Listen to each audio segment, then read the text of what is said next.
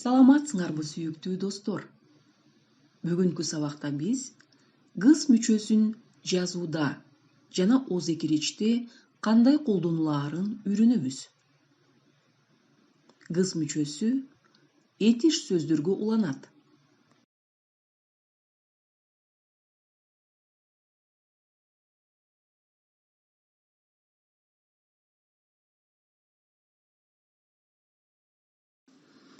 Эң алгач гыс мүчөсүнүн 4 түрүнө токтоло кетсем.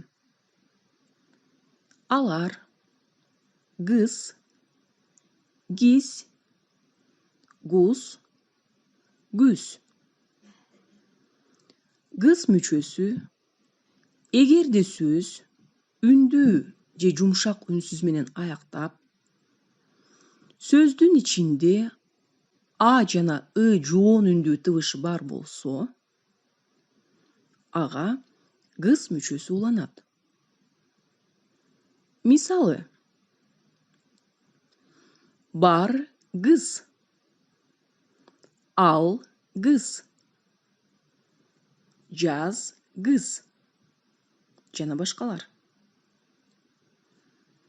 Ал эми гис мүчөсү эгерде сөздүн акыркы үндүү тыбышы е жана и болсо, ага гис мүчөсү жалганат.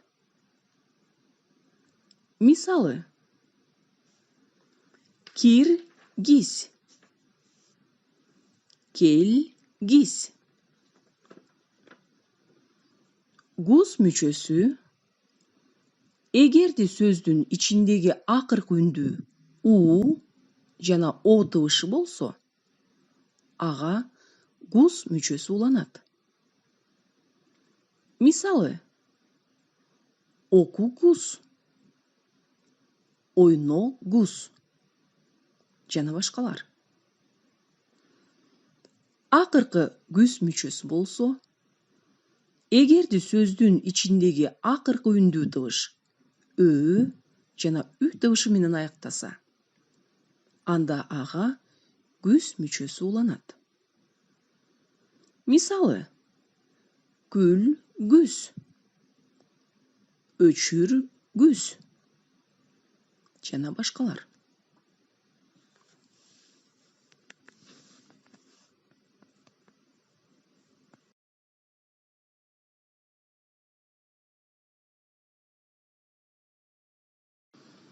Эми балдар, жогорудагы мүчөлөргө бир нече мисал келтирейин.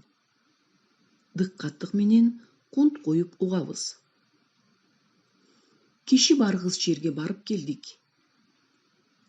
Сүйлөмдө гыс мүчөсү мүмкүн болбогон кыймыл-аракеттин ишке ашырылгандыгын көрсөтүп жатат.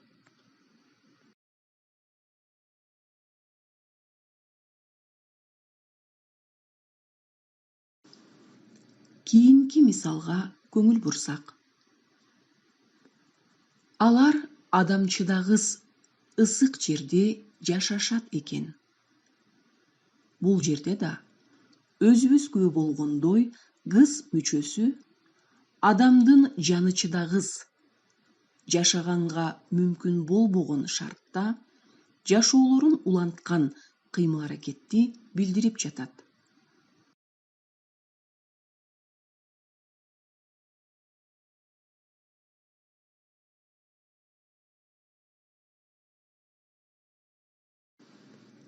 Ийниңде пил көтөргүс оор жүктү көтөрүп жүргөн турбайсыңбы?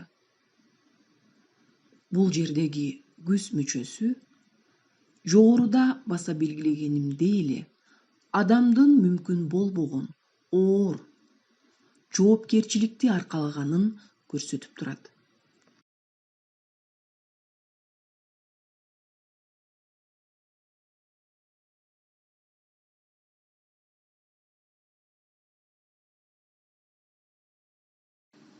Эми болсо достор, гыс мүчөсүнүн кийинки 4 түрүнө токтоло кетейин. Алар кыс, кис, кус, күс. Бул мүчөлөр Эгерде сөз каткалаң үнсүз менен аяктаса, ага жалгануучу мүчөлөр болуп саналат.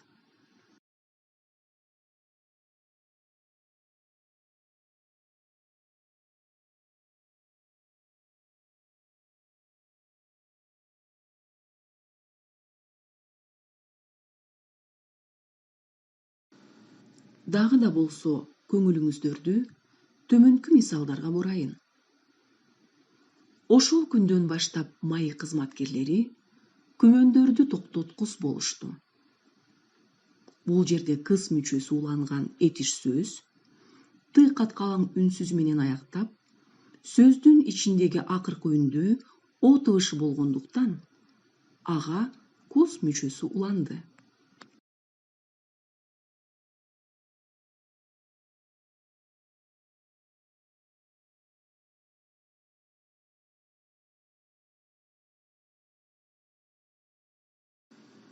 Достор, эми кийинки мисалды карап көрөлү. Кулак уккус, көз көргүс жерге кеткиси келди. Бул сүйлөм адамдын кулак укпаган, көз көрбөгөн, алыс жакка кеткиси келгендигин түшүндүрүп жатат. Башкача айтканда, кыз мүчөсү кыймыл аракеттин ишке ашышы мүмкүн болбогон жерде ишке ашырууну каалап жаткандыгын билдирип жатат.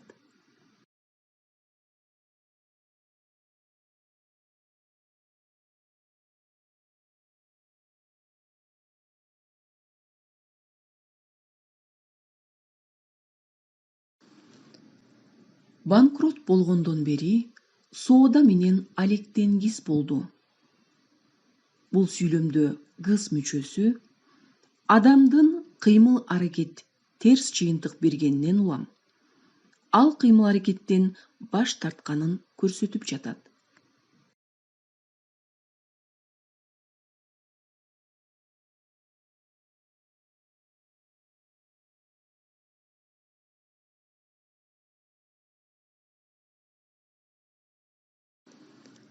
Рингде колунан жаракат алган соң спорт менен машык кыз болду. Бул сүйлөмдө жогорудагы сүйлөмдүн маанисин кайталап жатканына күбө болдук.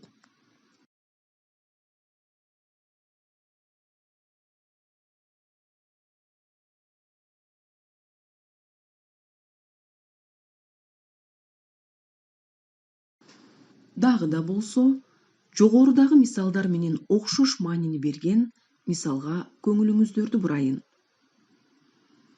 Сууда тарамышым түйүлүп калгандан бери сууда сүзгүс болдум.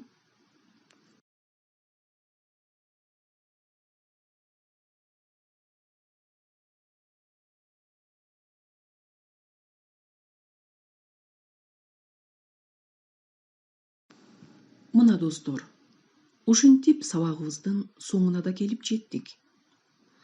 Баарыңыздарга аманчылык тилеп, кийинки сабакта көрүшкөнчө.